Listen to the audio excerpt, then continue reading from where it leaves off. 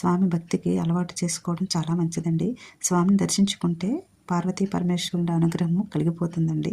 స్వామి ఆరాధన చేసుకున్న వారికి మనసులో దేవతలు ఉంటారండి. అంతేకాదండి, రాక్షస గణములు ఏమీ ఉండవు. వాళ్ళ మనసు పరమ భక్తి తత్పరతతో నిండిపోతుందండి. పరమ ధార్మికంగా ఉంటుంది. స్వామి పేరు ఎక్కడెక్కడ తలుచుకుంటే అక్కడక్కడ సంతానం నాకు ప్రమాదం రాదండి.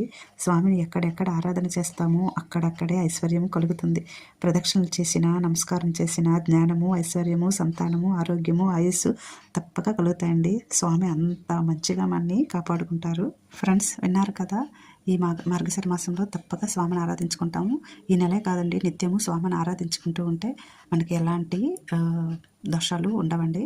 మంచిగా ఆయుష్ ఆరోగ్యాన్ని మనకు ప్రసాదిస్తారు. ప్రత్యేకించి మంగళవారం మనం స్వామిని ఆరాధించుకుంటామండి.